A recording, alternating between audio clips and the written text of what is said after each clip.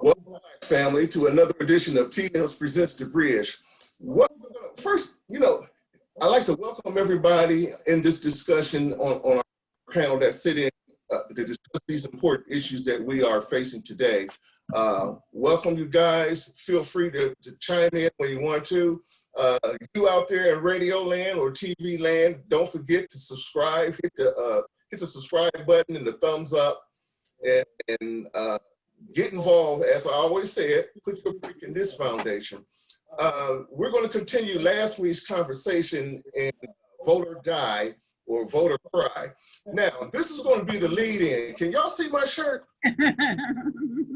Just okay, excuse the big belly, but can y'all see the shirt? But anyway, what they're doing is what they're saying, something, to hell with justice, they're giving us the or else. Now, having said that,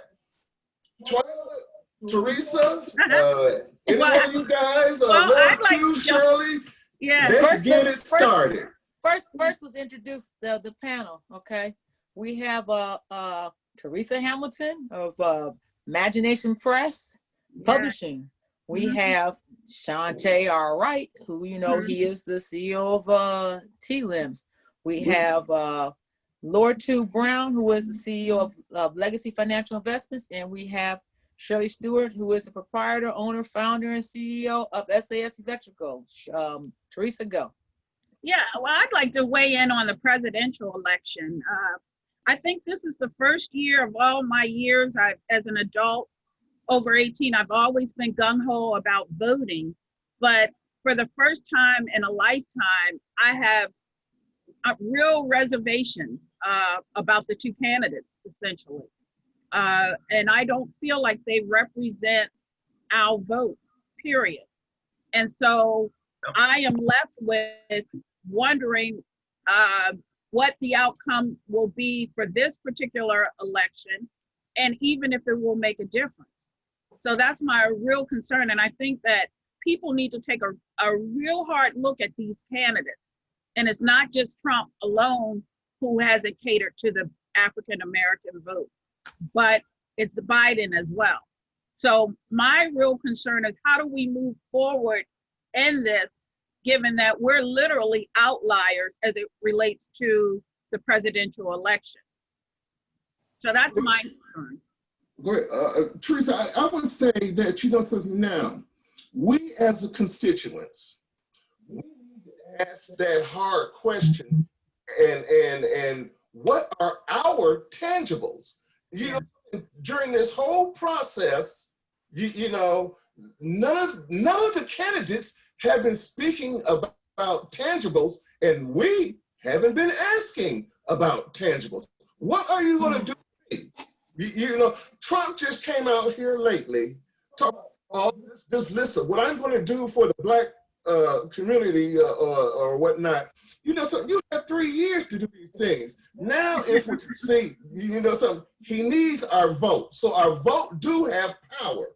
So again, now we collectively have to come together and come up with some, like I said, what are you doing? This is what we want.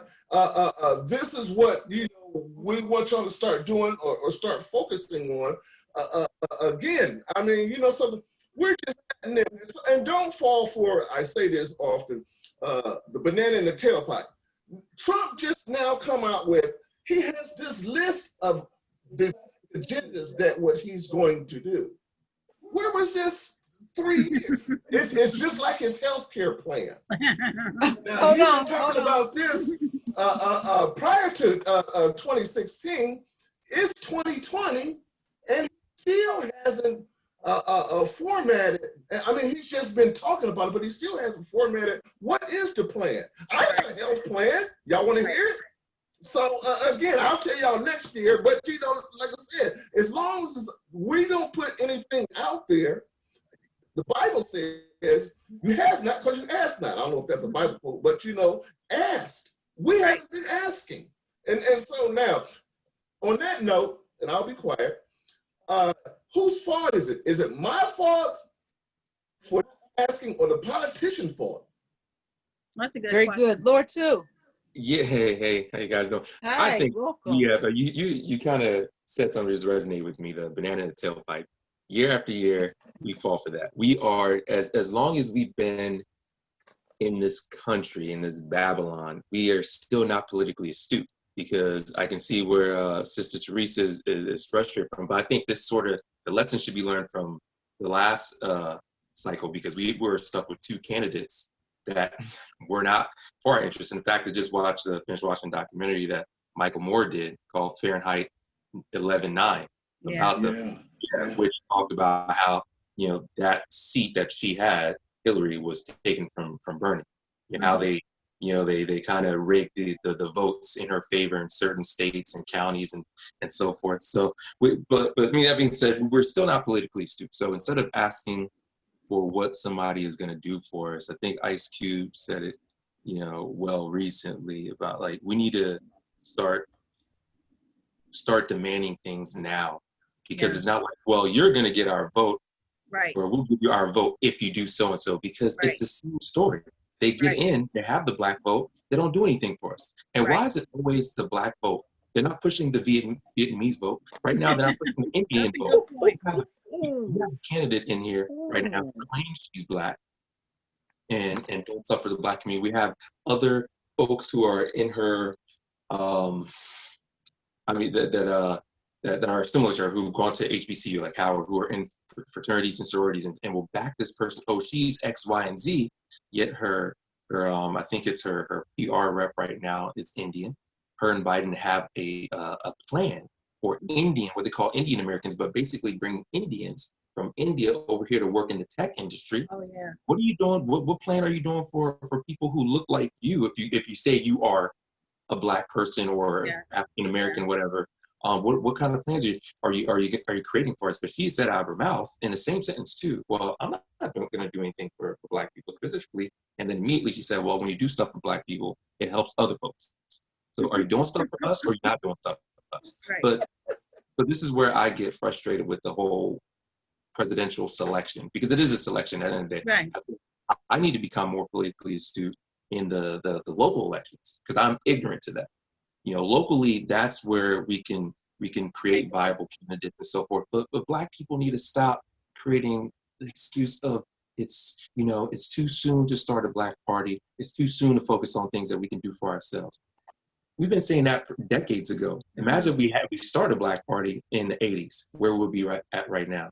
That's powerful. We on these two plantations who don't care about the needs of our community. Shirley. Hold on. Lord, I totally agree with you. Hold on on, that. hold on, Sean, hold on. Let Shirley weigh in, and then I'll come back to you. Okay. Well, I'm eating my cheesecake listening to all this. So I just want to say,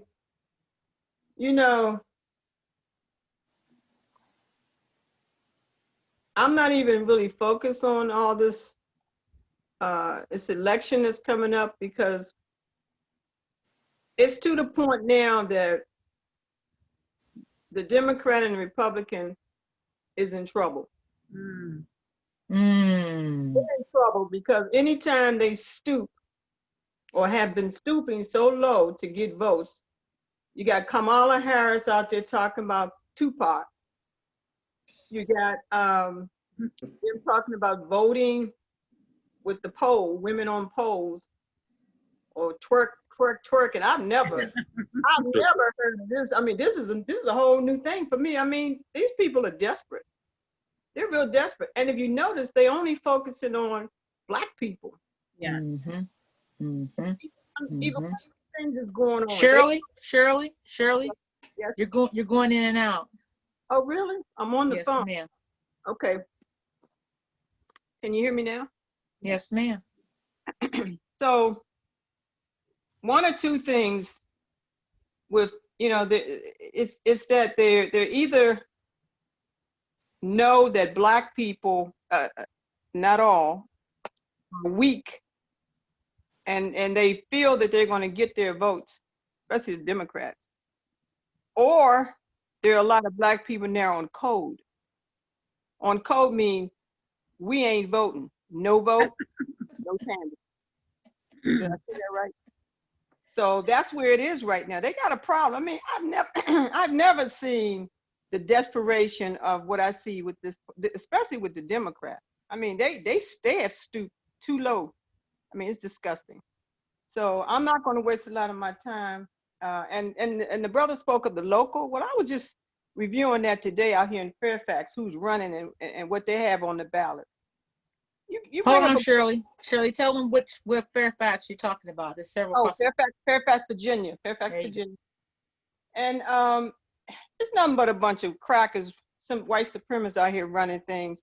So, and then you got a lot of coons. Now I'm thinking about running something. I'm not sure what, but you still got to deal with the white supremacists, even at the local level. So that's working itself. All right. Thank you. Shon, you wanted to tap into something LORTOU had said? Yeah. Again, see, they know they're running the same plays from the same old playbook, and you're falling for the same plays. Again, they're not attacking any other ethnical group. If you notice, nobody at all. You know what I mean? And then they come at us with this bull crap. What is it? Booty on the pole, or what the hell does that have to do with getting out there and vote? But you know something? We got to quit falling for this BS. And now, not only that, so-called Black leaders in the various Black organizations, you know something, y'all need to stand up and let your people be aware of this crap that's going on. Pause on that, Shon. Oh, hold on. I want to jump in on this part right here that you said. First of all, I want everybody to go and hit that thumbs up button right now. Hit it up, click, like and subscribe and share. Connect to the bridge on YouTube. You can find us on Instagram. You can find us under Twitter under Wright Shon-Tae, or T-LIMS at Wright Shon-Tae on Twitter. On Instagram, like I said, connect to the bridge. Subscribe, share this video, sit around and talk to other people about what we're talking about right now, because we're talking about us to us. We're talking about us to others, and now everyone can join in on the conversation. Now, Shon made the comment about the booty to the pole thing, but what I want to say is that that was not implemented by the leaders of any community. That was implemented internally by members of the community, us, our own people, designed, created, crafted. It was a Black man and Black woman crafted this. These other women participated, but this goes to show how we think of ourselves. We objectify ourselves even when people aren't even asking us to. That's the problem I have with that. This is, it would be different if it was some organization that had money, you know, up underneath and was doing that. No, this was self-generated. The problem with it is that one of the women, well, the fact is that who are you trying to reach? For real. And what are you saying? Is this the only way to get our attention is by exploiting your body? You don't see anyone else. You don't see any Caucasian women on polls talking about take your booty to the polls and bring your booty to the polls. You don't see Asian women for darn sure. And you don't see any other group of women or any group of people. So it says a lot about a sad commentary about the ethics of Blacks in this country and how we view ourselves. Teresa, go. Well, I guess my biggest concern is I'm always saying, who made it possible for this to get out? You know, who gave it attention? Because we do a lot of things on a scale, you know, on a statistical scale, but it's all who's raising this as an issue to make it a conversation. Okay, you know? follow the money behind it. Mm-hmm. You know, so Twila kept saying we, and that kind of bugged me because that kind of put me in that category. Right. But we are in that group, and I'm saying, and hold on, they don't look at us individually. They look at us collectively. I understand the we concept, and we have to do this and we have to do that, but that mess don't represent me. So I'm like, I didn't say it did, Shon. What I'm saying is that when because society in many parts of the world look at Black people in America. They don't care if you're Black from this country or Black from that country, you immigrated, they don't care about that. When they see a person on the TV screen, they say you're in America, they immediately lump us in this one monolithic group. So even though this doesn't represent me, it still represents me in the negative light because I'm part of the group that they I agree with part you there. of.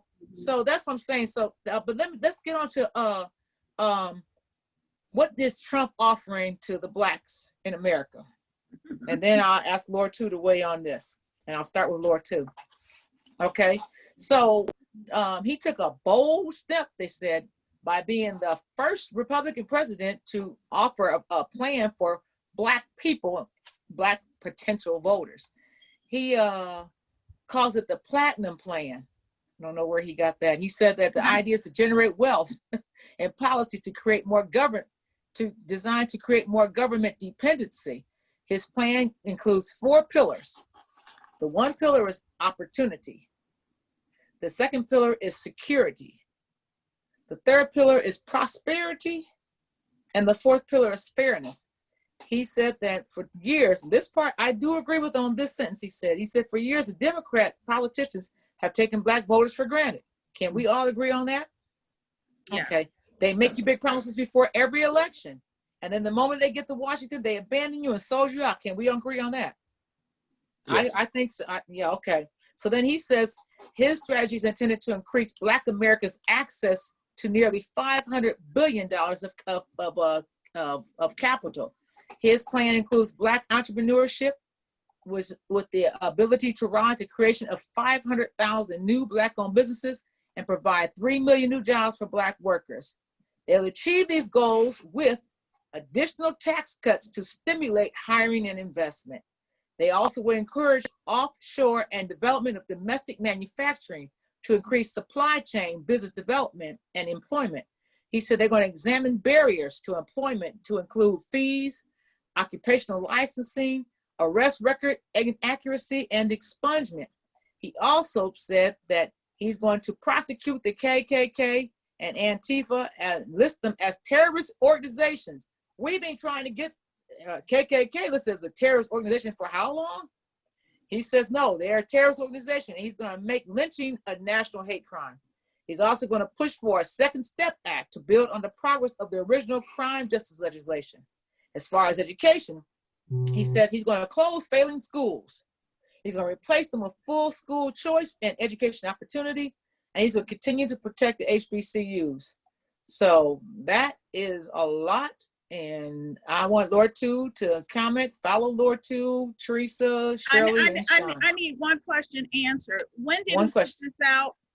What's the date on it?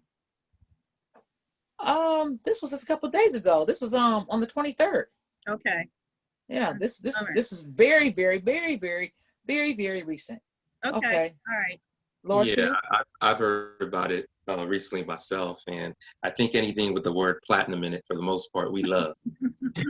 Like, people love themselves some platinum, so they've done their research, and a lot of people will say, like Neely Fuller Jr. or Dr. Welsing, these people know us better than we know ourselves, so sprinkle a little platinum on it, we're down for it. I just don't see, though, things like naming KKK or Antifa, whatever terrorist group, those are things that can be done now. You don't need to. That's right.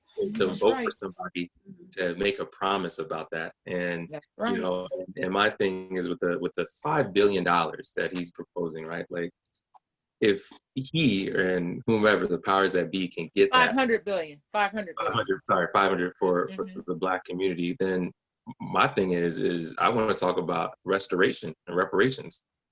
You know, damn that. Let's put that towards something real substantial.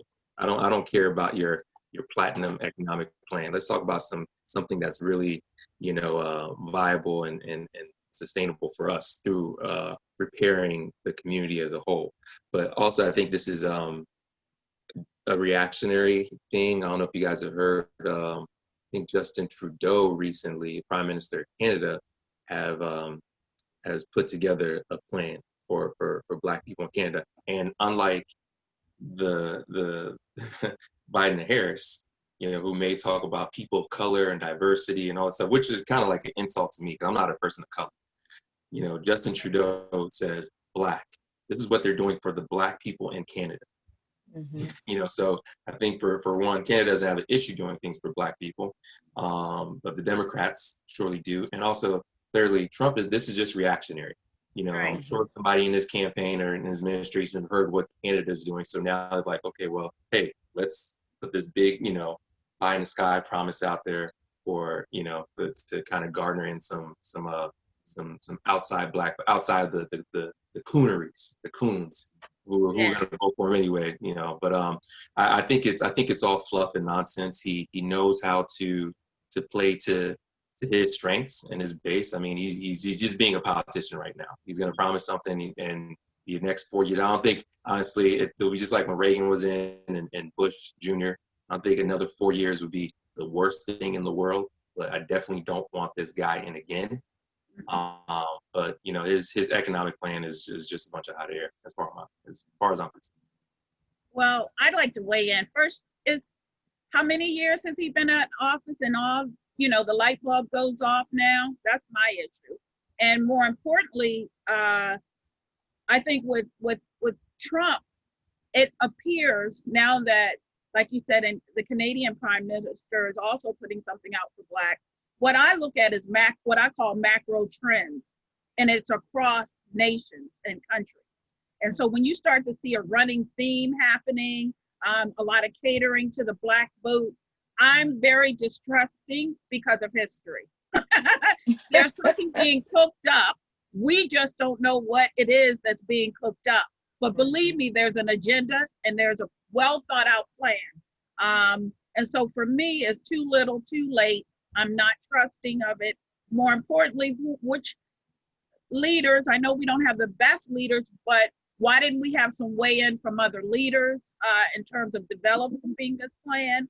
And then when I see some of the things going on in our culture right now with the killings, police brutality, it makes me even more suspicious of what's happening. And that's my take on it all. Shirley. So, first of all, as a businesswoman, the plan, his agenda, it's just like the programs that they already put in place that was failures, the 8A program, which went to a bunch of white women. Oh, yeah. Okay, that's a 9-year program. And if anybody can name any really Black successful businesses, I like to know, send them to me. So my thing is that, you know, Trump he's a businessman. He knows how to play the game. So he knows we got a month now before election. He's throwing out all he can to try to get our attention. But first of all, I want to say I don't need or want their program money. Just give me the cash or give me the tangibles. See, the problem is that they still think that they are our mothers and our parents. They, you know, we're babies. We can't go and take care of ourselves and do for ourselves. We need them. No, we don't need you. Just give us what we supposed to be getting and leave us the hell alone. Basically, that's where I stand. I don't need your 500 billion or for entrepreneurship. You know, I mean, first of all, think about it for a minute. They own and run and control everything right now. And as Claude Anderson said, Blacks are 230 something years behind white people. So now they're gonna throw out another a program so they can continue to manipulate us? No, I don't fall for the okie doke. Well, I've looked at this and I was looking at the thing that struck me too was the nearly 500 with the B in capital. And so if you have a way to create that type of income, 500B, that should be the deposit or the down payment for the reparations that are due to anyone that has ancestral lineage of any struggle that is of our color. Now I know that, and this is where I get into it with some of my ADOS brethren. There are Blacks that did have relatives that were on the plantations and in this country. And when Lincoln gave them offering a cash settlement, say, hey, if you want to leave this country, leave, go ahead. Here's $100. They gave them $100 and left. Many blacks got on the first boat smoking, went to Liberia. Many blacks went to Haiti. So when you're talking about cashing out, you have to look at these two countries in particular. If you don't look anywhere else outside of America, I'm just saying, you have to follow. I've been looking at old slave ship manifestos because I'm researching for a book. And you'll be surprised at how many people were on ships and how many people in America own companies in these other countries. See, so even if you weren't on a plantation here, you could have been under that same mandate in another country because the owner of that particular land was someone who was attached or tied to American industries here. So we have to look at these things. So if you're talking about paying out, yes, I think you should pay. This is a down payment.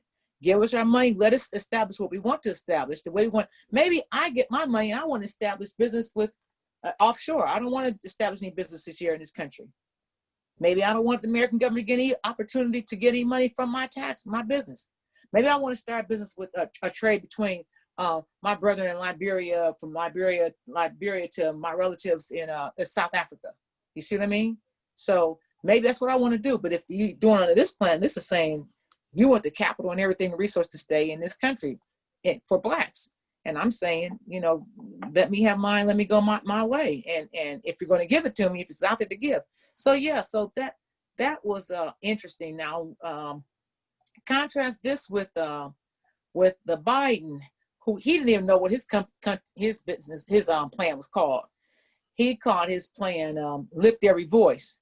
Now, when he was on the Breakfast Club and he was interviewed by Charlemagne the God, when Charlemagne asked him about the Lift Every Voice plan, he didn't even know what Charlemagne was talking about.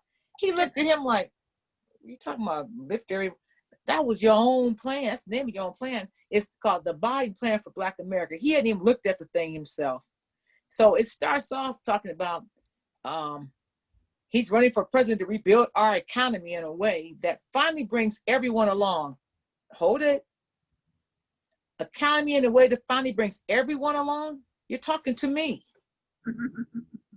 You're talking to me. Just like LORTOU was talking about.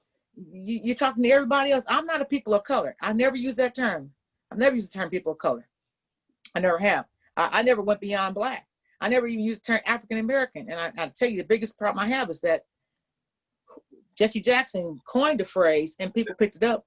But how can that doesn't describe a race. Right. There's no such thing as a race as African and American. So you name a continent and a country and that's what you call as a race. Mm-hmm. And then I remember growing up being called colored, Negro, black. Stop giving me Afro-American. Stop telling me, give me new names every so many years. We're the only group of people that got different names every so many years. Whatever the trend goes, we're with that. I remember doing the Marine Corps. You know what it has on my thing? Negro.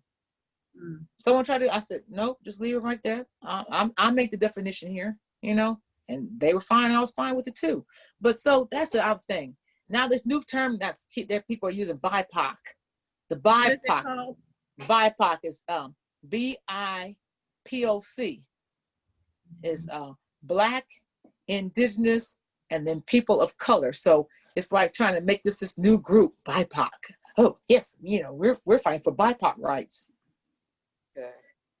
So again, you're trying to give me this new name. So then he starts off on their site talking about African Americans who have a higher level of COVID death rates, and we're exposed to higher levels of air pollution, disproportionate economic impact.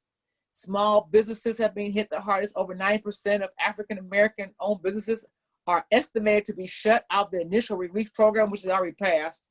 Have no financial cushion. We're getting all this to get to the plan. All this stuff is what he's saying to get to the plan.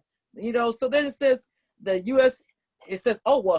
Biden's co-sponsored the Civil Rights Act of 1990 to protect employment discrimination. That didn't have to do anything with Black people specifically. and led multiple reauthorizations of the Voting Rights Act, protecting African Americans' rights to vote. He also led efforts to reauthorize and extend the Fair Housing Act. And then as a Delaware senator, he was a vocal supporter of Delaware State University, which is an HBCU. So this is, now what is the plan? I'm getting all this, what's the plan?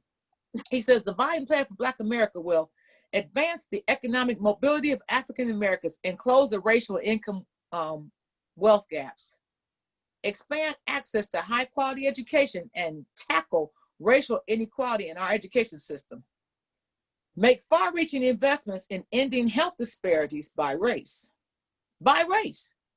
strengthen America's commitment to justice, make the right to vote and the right to equal protection for African Americans, and address environmental justice. And That's a whole... We've been fighting for this for how long? And that's my problem. Exactly. So what is new? Why haven't y'all been doing this before? Right. How long has he been in office? How long has he been a senator? Too long. Mm-hmm. Biden. Well, he's been political for what, 47 years or something like that? He's been a senator since the 70s. Yeah, that's a 73. So he was a senator, let's see, I think at the somewhere, I know when he was a senator, Nixon was still president, because that's why he wouldn't become a Republican. Remember, he was working for the Republican Party in his home state. They wanted him to join on their tickets, and he refused because he didn't like Nixon. That's the only reason why.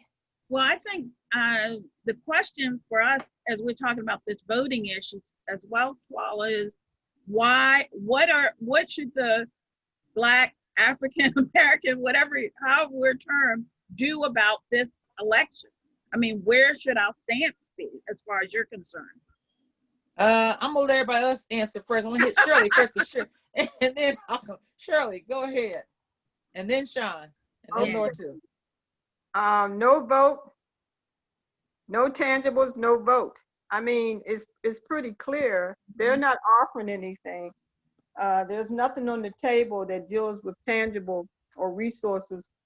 It's just the same old, same old. So honestly, I think this turnout is not going to be what they expected. Right. So, and I'm with Shirley on, I feel exactly the same way. I've never ever felt, maybe on the last election as well, I was getting warm in this direction, but I'm the same way. It's as if you don't even care about us, And I think that with that, we've got to do something different, because we've been playing along for a long time and we're still going around in circles. So obviously we've got to do something different to show we mean business. well, we are doing something different. I mean, at least the people that's on code, Black people, they're not going to get out and vote. Mm-hmm. I think that the younger generation is, when I say younger, maybe the 20s and 30s, they're probably, they're on code, some of them. A lot of the older generation, I mean, they're still stuck on, I'm gonna say stupid. And they're going to go out and vote because they feel they want to exercise their rights. And they have that right. Yeah, they can do that. I mean, whatever turns you on. But we have to start thinking economically, business minded, because this is a contract. This is what, 4 years, another 4 years, or whoever, another 8 years, or whoever. You had Obama. So we're still on the short end of the stick. They got to pay up. They got to pay up. So that's the way I see it. Sean? I'm not sure how I feel about not voting. I'm still kind of on the fence on that, because something, not to vote is almost as the same as those crackers, if you will. I couldn't think of nothing else. But anyway, but there are issues on the ballot that concerns me. And like I said, that's one of the reasons why I would vote.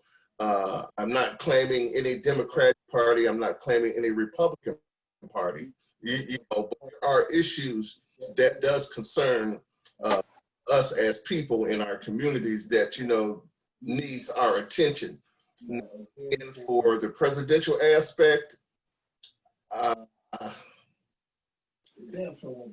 so let's get that out the way. So, folks, you didn't say, but anyway, the thing is, and like I said, okay, this is done. This is done. They're going to do what they're going to do. Now, we've been seeing this for years, and like I said, we're trying different methods and different means. Next time, we got another election coming up in 2 years. Let's start this local thing. Let's start priming our candidates for the upcoming thing. And then once we have that in place, then we can move to the next stage. Let's look at an example. Let's look at the LGBT, the alphabet people, and what now they have a power structure in politics. How they pulled their resources together, they put their differences aside, and they came up with something that, you know, if you notice, every candidate always mentioned tangibles about them. So why can't we do the same? You know what I mean? Like I said, now this is something this year is gone. But you know something, we can start prepping for the next 4. So you know something, now the next 4, you know something, we don't wait 4 years and for our voices to be heard. Let's let our voices be heard next year. Let's let our voices be heard the following year. Let's let our voices be heard now. That's my take on it. LORTOU.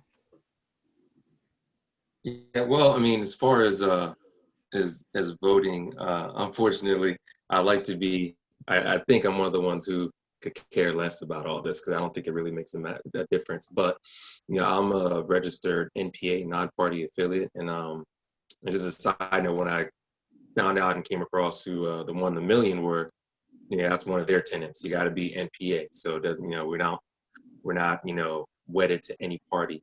But I think for me this year, I cringe by saying I will vote. That's hard. It is.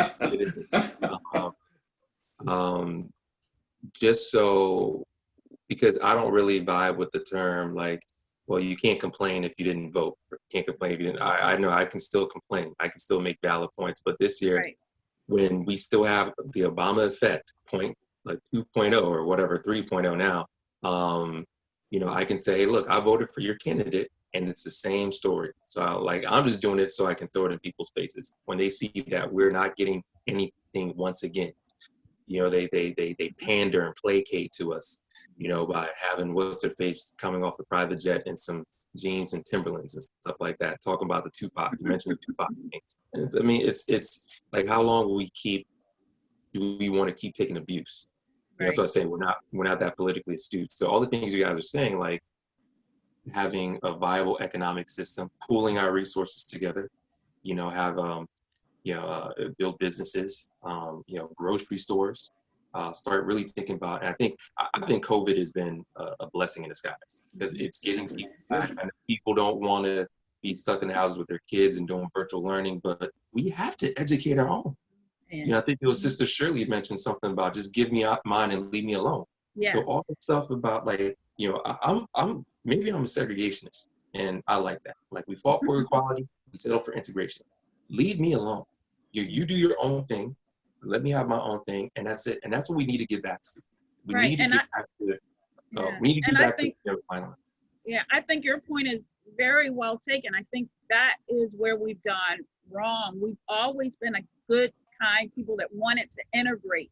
We've done the integration. We've seen the effects. And like Shirley said, you know, you go from affirmative action and nobody is in it but your wives. And you know, and that's a problem. And we see it. That's why that hasn't really been abolished, because they're benefiting, but we have never benefited. And now we're finally waking up to the fact that we have not, and we just want to play by our own rules. I think we need to give ourselves credit for being the crux of this economic system. This system would never work without us, period.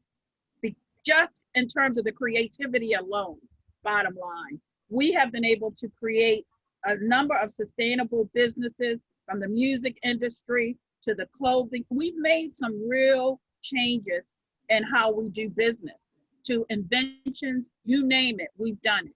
So we really have to start to take a second look at, if you don't respect us, then we've got to do something different. We can't play along anymore.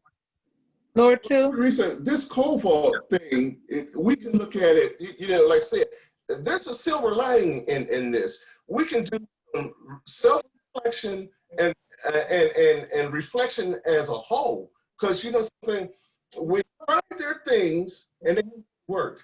Now it's time for different methods. So this gives us time to do some self-reflection and do some rethinking, and you know what I mean? So don't look at it as a bad thing, like woe is me, woe is me, and woe is me, and listen to, and they keep feeding this propaganda back and forth, and them folks, they are eating this up. Like I said, let's take this time as a reflection and to really, focus on what's really important in your lives. LORTOU? Yes. I wanted you to finish up with your comment. Oh, I was just saying, I think it's just time it's been time, to be honest with you. I mean, decades ago, for us to start relying on ourselves. I mean, the thing is, I was having a conversation just yesterday, I hate using the term Black, and just like you, African, all that stuff. I mean, I'm, I guess, African, but, if I get stopped on the street, the guy's not gonna be like, oh, you're from Liberia. Okay, you're good to go. No, you got a Black man over here, bring it back. It's so, our history is so complex. So not only do we have to deal with trauma that was pressed upon, from outside onto our community, we have to deal with a bunch of those the effects of our chattel slavery, the distrust, not wanting to work together, thinking the other person's water is wetter and the ice is colder. So it's just time for us to really start galvanizing and working together. And I've seen this since 2014, 15 in small pockets. I've seen, more Black-owned businesses. It's just on a very micro scale, just, things popping up all over the country, but we're just not, as galvanized and cohesive as we should be. And I think politically start, grooming, just like, Brother Shon was talking about, our own candidates, whether it's going to be something, on one of these two major parties, we can start now, or we can, again, start putting together something that is our own, whatever we call the party. Because there used to be, Black-owned parties before, over 100 years ago, but we've lost our way in Babylon, sort of sense. But I just think once we start, kind of galvanizing and working together a little bit more, then our vision of who we are, because like you said, we can't be African American. That's silly. We need to start defining who we are, because you're not going to get squat if you're not a nation. And once we decide what nation we are, then I think, we can start moving forward. But it takes a lot, just because, like I said, we're just so fragmented, and so everything feel back. In answer to your question, Teresa. I'm waiting for the answer. I see your eyes like, yeah. Well, my great-great-grandmom on my mom's side and my grandmom on my father's side both said the same thing to me as a child. They said, evil is evil and good is good. There's no such thing as a lesser than two evils, because evil is evil and good is good. I grew up with that, and I guess it was their way of shoring up and letting me know to always be decisive about whatever I was going to do, because it was for the right reason, and not to compromise, and to do without if I had to compromise and it wasn't a good compromise. Now, so I've always applied that when making decisions. I've never used the term lesser of two evils, because if it's evil, I gotta find a different route, or I gotta step away from it, work my own plan, work my own way, or find a group of like-minded people and work a different plan. Whether it succeeds or fail, the idea is that I worked another plan. That means we'll work on something, or we'll try this, we'll try that. So I look at that as the presidential election, which the presidential election cycle to me is the weakest of all, because it's not the election cycle that really implements most of your policies. Your policies are by the your legislative houses. And those elections are usually in the quote unquote midterm. You know, you do have 33 that are being voted on this time. You got, I think, 33 in 2 more years, and then 34 seats. I'm talking about in the Senate now. So there's class 1, 2, and 3 Senate cycles. So you have 33 are being voted on this time around. In 2 more years, 33 more will be up for a re-election or election. And then 2 years after that, then 33 more. And that'll get you 100 for the House, for the congressional seats in the Senate. The House is different, and the numbers fluctuate because it depends on the number of constituents. Mm-hmm. So I have not voted for a presidential candidate since Obama ran for his second. His second. I didn't vote for Obama the second term. I voted for him the first term. After I voted for him the first term, he flip-flopped on his mind on a lot of things. But one thing he took a lot of money from NAMBLA, which is a normalization of male boy love. Wow. He even appointed, yeah, and his school czar, a member of his administration, was a member of NAMBLA. And this man had been accused years earlier of sexually assaulting a young child, a young boy. So that right there for me, that was like, you can cut it right here with me. Because you didn't move away from it. You didn't disassociate yourself from that. Because I don't care what. Anyone having sex with a child, that's a crime. There's no such thing as we call it that consensual.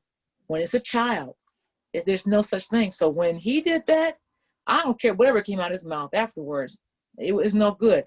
And then Obama turned around and gave money to everybody else. He gave money to Jews who were 65 years or older, who were living below the poverty line. He gave money to many native or indigenous nations. Okay.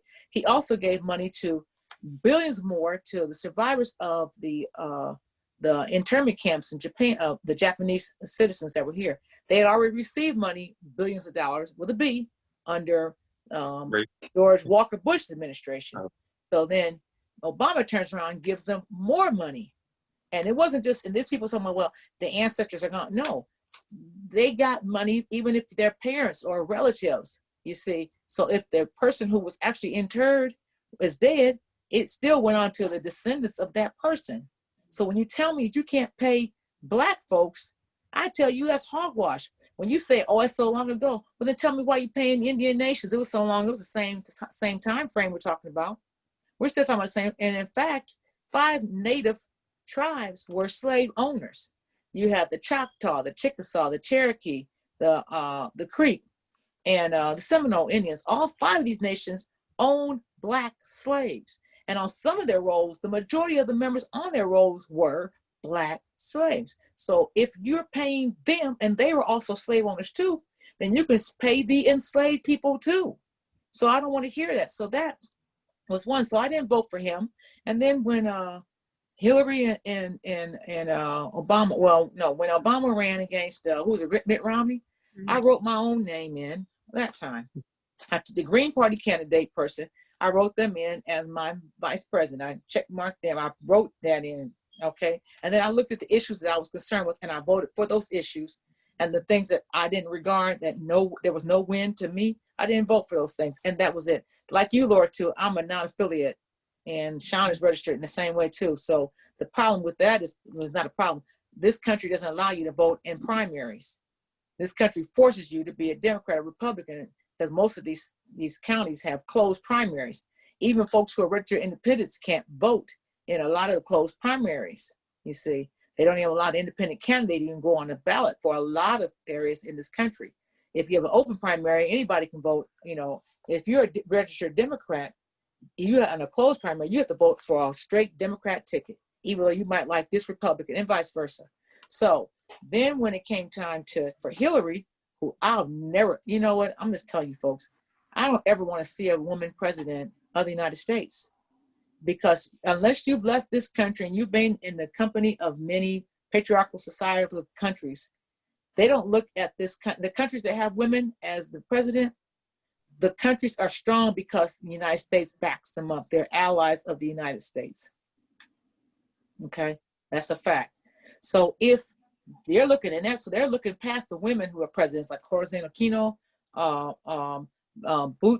Bhutto in Pakistan, Indira Gandhi, Christine Merkel, Margaret Thatcher. All these women who headed these nations were allies of the United States. And so it was the US presidential stand that gave them the gravitas across the globe.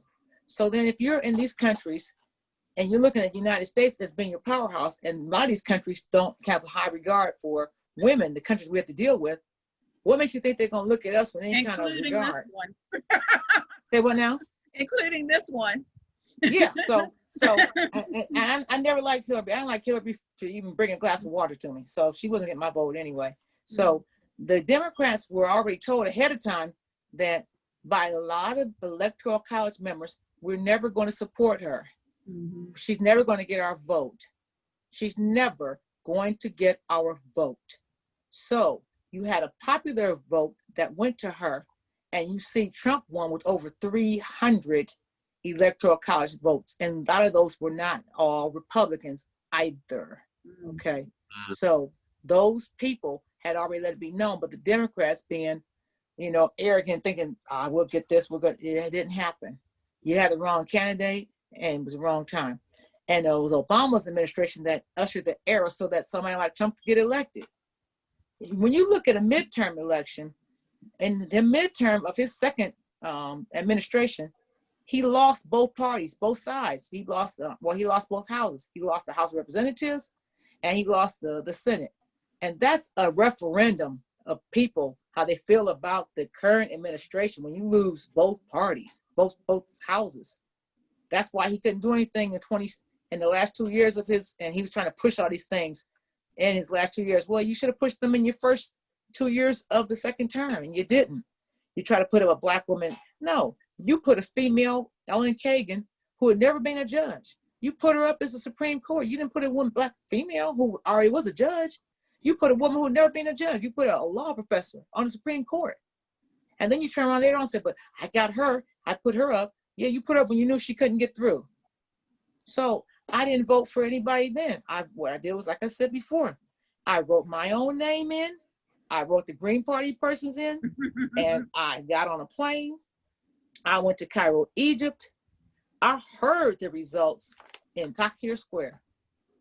I was shocked, like, oh, really? Okay. But at that point, it didn't even matter to me. It didn't even matter because Hillary was promising stuff I knew she couldn't cash in on, saying college for free for all black children. Well, where's that money going to come from, Hillary?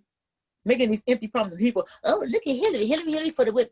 No, I'm not for that either. So no, I didn't. So, and this time around again, if I go, and really this time, I don't even feel like even putting my name on. I've looked at some of the issues. I don't see anything that's for me to vote for. I really don't. I really don't. And in this community that I'm in, no, there's nothing that I see for me to even go anywhere near a poll. And I'm a person, yes, I can complain whether a person gets in or gets in or not. And don't say this thing about, well, if you don't vote, it's a vote for Trump or a vote for such and so. No, it's not. If I'm a vote, it's not a vote. That's it. Don't try. You're not going to jerk me into that one. Talking about, well, and then and I'll let this off and someone else can get this. I am not on this story, and it's a lie. Our ancestors died for the right to vote. They did not die for the right to vote. The right to vote for black men was given by the 15th Amendment. The 15th Amendment, which the Democrats didn't even vote for. Ha! Not one Democrat voted for the black men to have the right to vote. Straight Republicans at the time. We're talking about different era people now. And then the right for all women was given by the 19th Amendment. No one I have ever been related to died for the right to vote. They died for the right to exercise their right. They died because they were trying to exercise their rights, exercise the right they already had. You see what I mean? So that's the difference. So if you're going to tell me, get it straight. But I want to say this real quick, and then I'll let you all chime in on this. Did you know that when they had that bogus impeachment, which was a waste of time and money because you knew that he was going to be pardoned because the Senate controls that. and he controls the Senate, that during this time, his presidency, over 218 Article 3 judges have been nominated and confirmed. 218, and none of them were Black. He appointed no Blacks for federal judgeships at all. And most of them are young. And these are all lifetime appointments. How does that affect us going forward in the future, Shirley? Oh, okay. You can do a question out. I had something else to say, but okay. Okay. Well, say what you have to say and then answer the question. How about that? What was that question?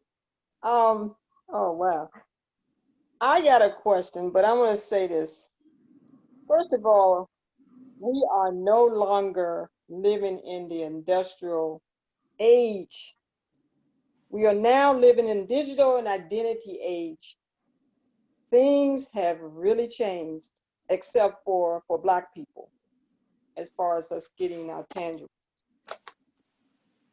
I believe that we as Black people are in a diamond position now to move away, meaning that as far as the political arena with the white supremacists, the colonizers, and do our own thing.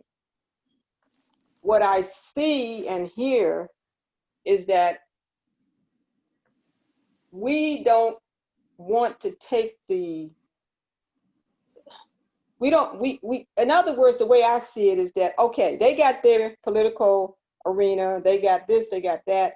What would happen if we as Black people decided just to do our own, like I think the brother was saying, our own political creation, our own political, whatever it is, okay? And then it would become a competition now between the white supremacists and the Blacks. I mean, that's probably how they're gonna take it. But I'm sure most Black people are gonna say, what the hell with y'all? You know, we're doing our own thing. The problem is that white people, we still slaves. I don't care what y'all say. Y'all say what y'all want to say. We're slaves. We still under their control, and we have refused to move away. And the reason why I think we refuse to move away, because either one or two things, we don't know what we want to do or how to do it. But I really believe, I said this when I was like in my 20s. I used to say, because I come from DC, I'm from DC. When you come across 14th Street Bridge, when people living in Virginia, coming across the bridge to DC, what would happen if everybody, Black people, just didn't come to work? Just say the hell with it. What would happen? That was many years ago. My point is that I have yet to see Black people really step up to the plate and say, look, fuck this shit, excuse a friend, fuck this shit. I really haven't seen. So anyway, we're living in a whole new time now. And the reason why I like being in business is because of the digital age. I can do a whole lot more than what I probably could have been doing as an industrial time. Remember, we had typewriters. Remember, we had to go. Now, like what we're doing now. This opportunity, us being on Zoom right now, YouTube, Facebook, we go on and on. Black people should have no excuse to expand and get what we want. We know they owe us reparation, but I'm talking about doing our own thing. In the meantime, while we may have to demand to get it, our reparation. But Twila, what was your question too? I'm sorry. Oh, the question was 218 Article 3 judges have been appointed during this presidential election cycle alone. And of those, not one Black was appointed as a federal judge. And these judges that have been appointed are all young, which means, and these are lifetime appointments. What does that look like for Americans? What does that look like for us? What does it look like having this type of judicial system set up for years and years to come? We're talking about at least, you figure some of these guys that are being appointed and have been confirmed are in their 30s. Well, that system has to be dismantled, or Black people have to do their own thing.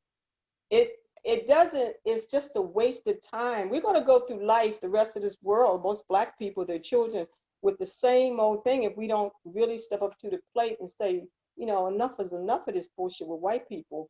Meaning that you don't have to dislike them, you don't have to hate them. Just say, look, we got this. We got this. And I mean, when I say we got this, you're going back to the courts.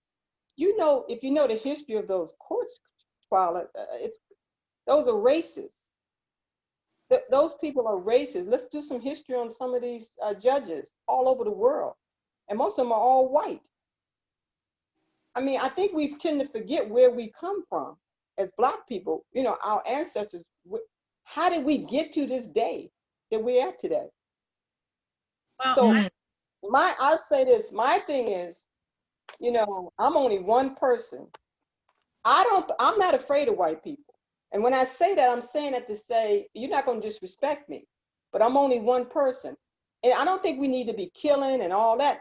What would happen, I asked the question again, if we just step up to the place, say, look, I got this, and just step out. Step away from them, period. I don't mean, I'm not talking about, we can't do too much because they control everything right now, everything except for one thing they don't control. They don't control our thinking. They don't control our mind. They don't control our health to some degree. Okay, to some degree, I said. But the one thing we got to do, that's what I see. That's what's going to have to happen.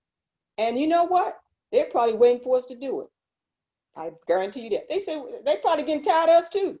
Tired of taking care of us. When y'all gonna step up to the plate? Now, the day that I see that, and I'll be on that ticket with them, that Black people step up to the plate, say, look, we're not interested in your Supreme Court, your state court, your this court. We got it. Then what they gonna do? They gonna come and kill us all? Hell no. That's not gonna happen. Shon, Teresa, and then LORTOU. My thing is, and I'll be brief, and instead of fighting for inclusion, let's fight for creation.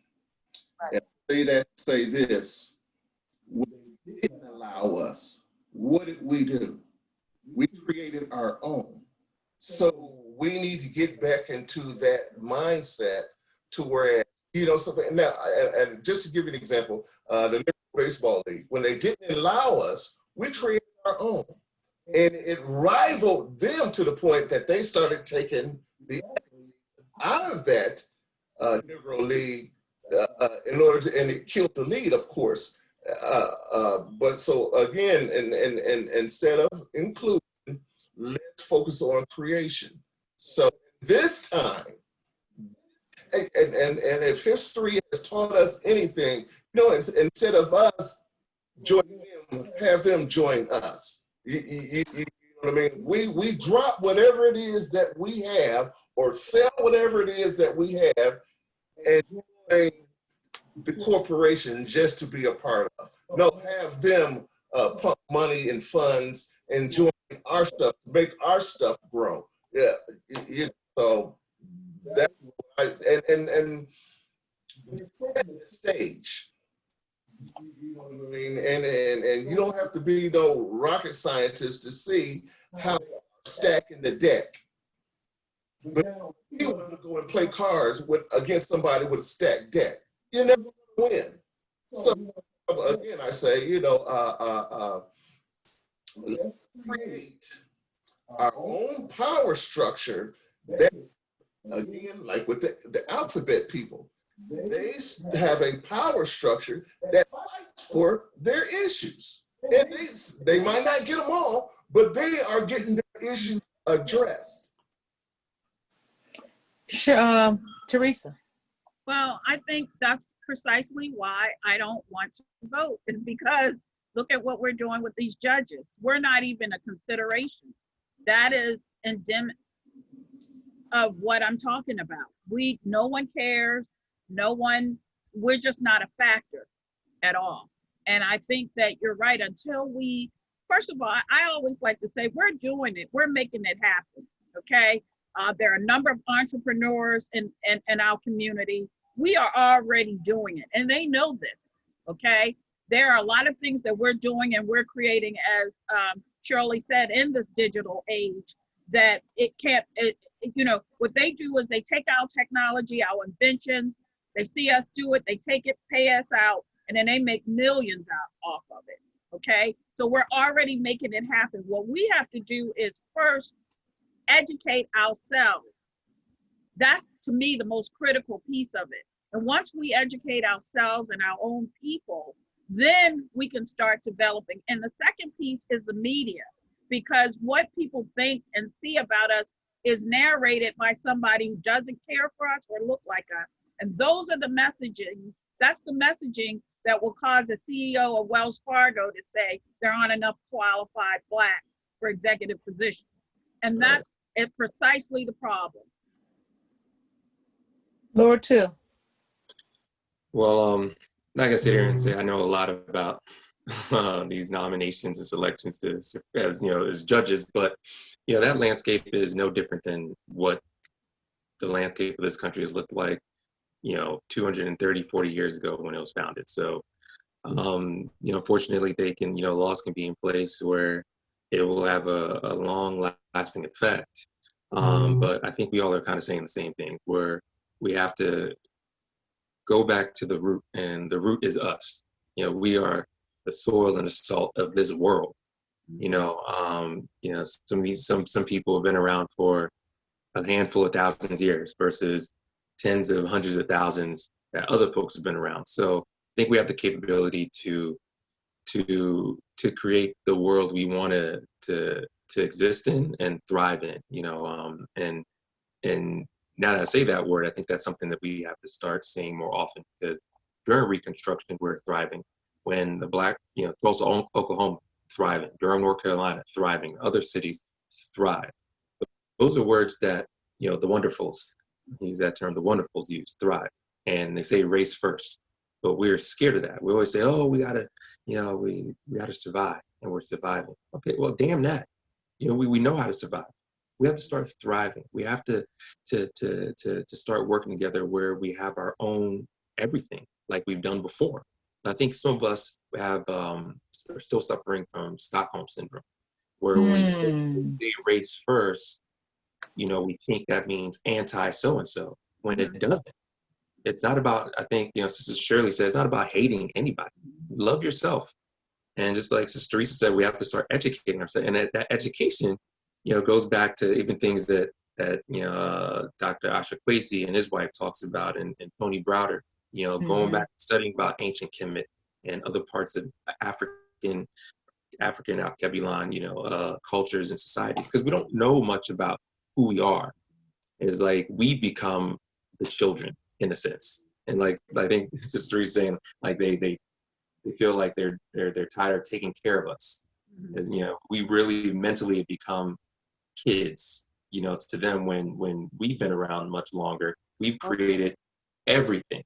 So I think we, you know, as a group of people, we really have to want to change. And I think once we can focus on ourselves and our own, and yeah, I'll use the scary S word, segregate ourselves, then we'll start going in the positive direction I think we want to be going to. Like over the summer, I don't know if you guys heard about, I think it was like 18 or 19 families down in Georgia bought like 90 acres of land or something like that as a safe haven, safe place, safe community for people who look like us. So those are things we have to start doing more often, just on that aspect.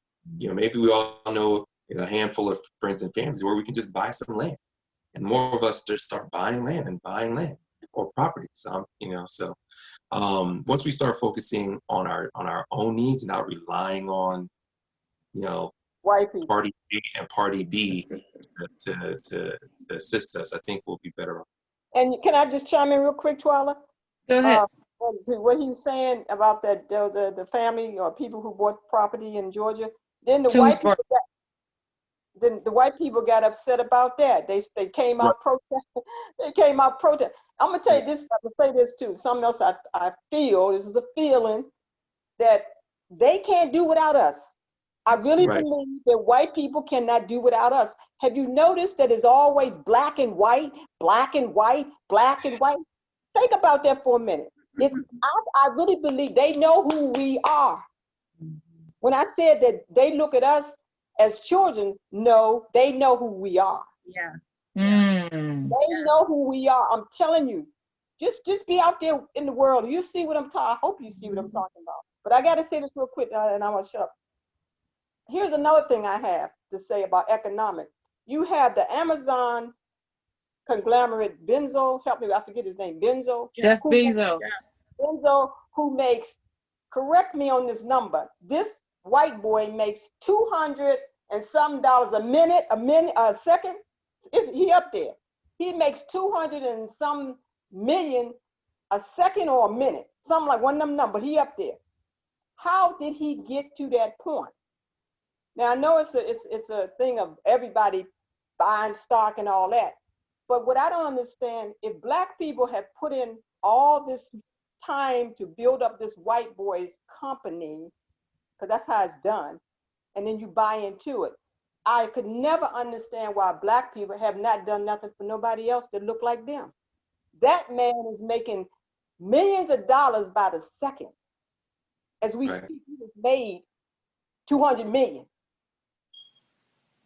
Right. I'll say, go ahead, Shirley. Go ahead, Shirley, and then LORTOU. No, I'm done. I'm done. Oh, LORTOU? Just one thing, because she touched on, the white folks, the wonderfuls, being, jealous, doing the same thing that they've done historically about the people who have the land in Georgia. Another thing we have to really focus on and stop being scared of is protection, self-protection. We have to get familiar with arms. We have to buy weapons. We have to go to the range. We have to learn to shoot. In order to fight a bully, you have to do what the bully does, I think. Because that's the only thing some of these folks respect, aggression. Now, naturally, that's not a lot of us, but you have to have some type of aggression. They respect finances. So if we boycott, serious boycott, not just some Black Friday BS, serious boycott, for months on end, they respect that. And also, same type of aggression. The brothers and sisters who went down to Georgia, I don't think they're from Georgia, but that NFAC group who were in KKK territory, you ain't see no KKK.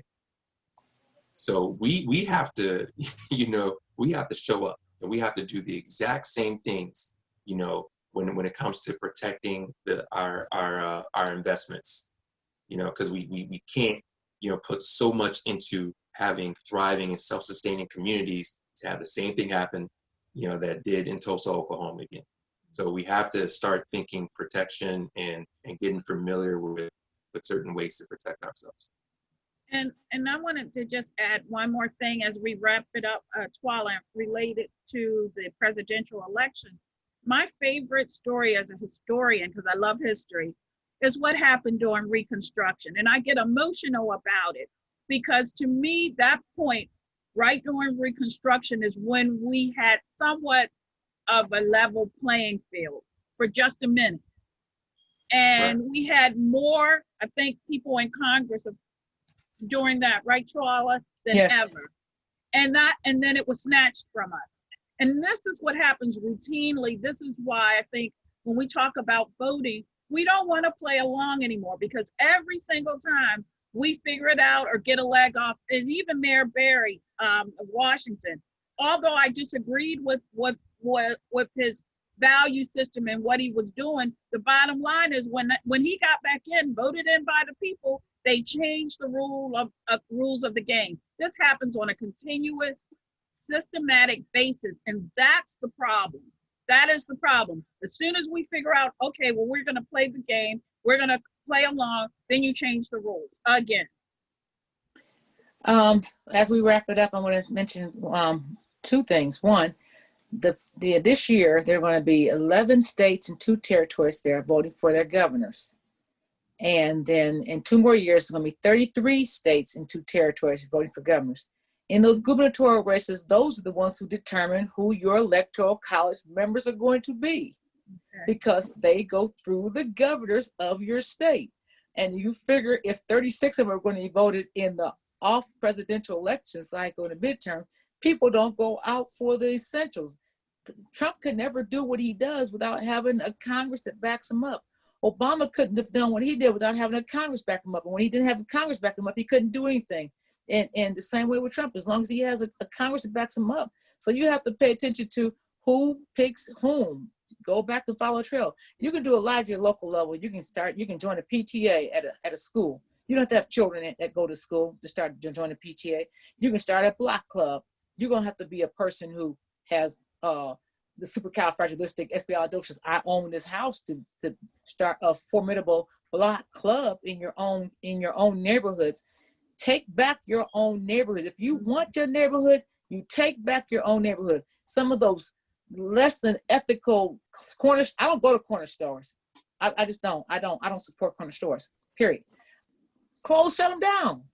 Shut them down. When Black people own corner stores, you know what you did? You stopped supporting them. You went to the stores outside your neighborhoods, and those store owners end up having to close up because they couldn't make any money. They couldn't even break even. They broke the red. So the last thing I want to say real quick is breaking news came out today about Breonna Taylor's boyfriend, Kenneth Walker. It came out through the USA Today saying that the bullet that hit the officer, it said that they had ruled out, they said that friendly fire excuse, because they can't determine from ballistics that the 9mm bullet that hit and exited Mattingly was neither, quote, identified nor eliminated as having been fired from Walker's gun. That was the key that they used in order to throw out all these other charges and to give the charge that they did give. Now, all three officers were carrying .40 caliber handguns. Walker had a 9mm, but later on, it was revealed that the LMPD record shows that Hankinson had also been issued a 9mm weapon as well. So he could have actually shot himself. Who knows? I mean, we don't, stranger things have happened. So we hope that you enjoyed the show today. We hope that you enjoyed this roundtable. I'm gonna give everybody one more chance to let everybody know how to find you. Teresa, how do people find you? And then we'll go to LORTOU and find Shirley. Yes, hi. As I mentioned earlier, I think I'm with Imagination Press, and you can send us an email or text us at www.imaginationpressonline.com. It's www.imaginationpressonline.com, and you can shoot us an email from there. Brother LORTOU. All right, yeah, thank you so much for having me on here today. So I'm with Legacy Financial Investments and still kind of building the brand. A few things I want to do, get like a podcast going on. And right now under Legacy Financial, there's doing a property investment. So we have Legacy Development Enterprises. So just a couple of things that I'm trying to do underneath the Legacy brand. Don't have a website just yet, but I can always be reached via email at the word international, which has an S at the end, internationals.80@gmail.com. Is that a lowercase I or capital I? Lowercase or capital, I think either way works, okay. But more like lowercase. I looked at it today and I said, oh, I need to put a capital to it. Oh, okay. no. Okay. That's internationals with an S on it, .80@gmail.com. That's the Imagination Press Online. Okay. Shirley, how do we find you? Okay. You can find me as the owner of SAS Electrical Services at s.stewart@saslivewire.com.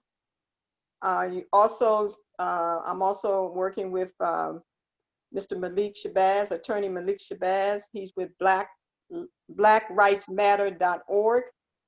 And also, I want to also shout out to a brother I'm working with by the name of, his business is NASGAT. That's N-A-G-A-S-T, I said it right. He's in the sneaker business. Sneaker means tennis shoes, clothes. He's a Black-owned business, and I want to shout out his business because I am an affiliate and I like what he's doing. My number is 703-774-2466. Thank you so much. And you can contact Shon and myself at T_LIMS, that's LIMS @iCloud.com. One more business we'd like to shout out is First Row Designs. If you need to have fashionable hat and mask wear, ladies, you can contact First Row Designs. You can go to Facebook and type in First Row Designs, or you can type in Evan, which is short for Evangelist, EVANG, Caroline Henry, Lady TJ, and you can find her also too. So you can have these. These are reusable, washable. Directions come with it. Nice pack. Once you pick up a book, we're gonna be reading this book real soon. This book is called No Land, No Mule, No Freedom. It might be backwards in your screen. No Land, No Mule, No Freedom. It's by James S. Wright. James S. Wright. James S. Wright. It's the American Apartheid. The saga continues. Join us soon. We'll be starting a online reading club. There are some of us that used to do a reading club with some material that Dr. Claude Anderson had provided, and he is one of our mentors. We've had a wonderful time with him in life. But a Black History reader, if you don't have that, go to powernovelist.com. I think that's his site. So a Black History reader, 101 questions you never thought to ask by Dr. Claude Anderson. We're going to start back up. The name of the show is called Hebu Tusami, which means let's read. So we're going to be picking up, and there are 101 questions, and we'll be doing one question at a time.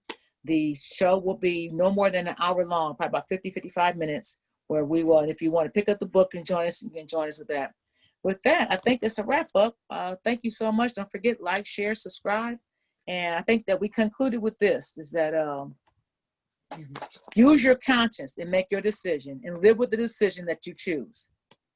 Choose according to your conscience. If you feel comfortable voting for a presidential candidate, choose it. If you do not, fine. It has your conscience and you have to live with. And yes, you can complain about anything that you want to, because you still pay taxes in this country, whether you're voting or not. And with that, I thank everybody. Sean, you have anything else you want to say? No, I just want to thank everybody for participating, for coming on. Again, as Twila had mentioned, like button, hit the subscribe button. LORTOU, thank you, brother, for coming on. Keep on doing what you're doing. And if it's anything that we can do to assist you, we're here for you. Same for you, Shirley. Same for you, Teresa. And that was brief, and I'm finished. Okay. Oh, wow. And I'm putting LORTOU on the spot right now. One day we want you to come back on. We want to talk about American Liberia. Okay. I think and I think that we don't know enough, and I think we do need to know more. Some people don't. We just want to hit everybody to what really is. We'll see if we can get Brother Eddie too, because we're going to tie that Haitian connection too, so you can see what we're talking about when we talk about who we are and who our cousins are, who our brethren are. Okay. Sean, I see your finger up. 30 seconds. Yeah, quick question. And yes. So you probably know it's this young cat that introduced or created this website. I think he's from Liberia. Liberia? Yeah. Or he might be from Ghana. Maybe that's the guy I'm thinking about. Okay. Yeah, wasn't it? They did. See, he has a big thing. He created this on his own. And of course, since they own everything, they're not letting him. Oh, he created a search that he's created a product that is comparable to Google. We'll talk about that off air. He's a young child. He's like between 17, 19 years old. Yeah, and he's Ghanaian. Okay. He's Ghanaian. Where is he from? He's from Ghana. He's Ghanaian. Oh, okay. But we'll talk about that. So thank you, everyone. And we'll see you next week at the same time. Bye. Thank you. Bye-bye. Hello.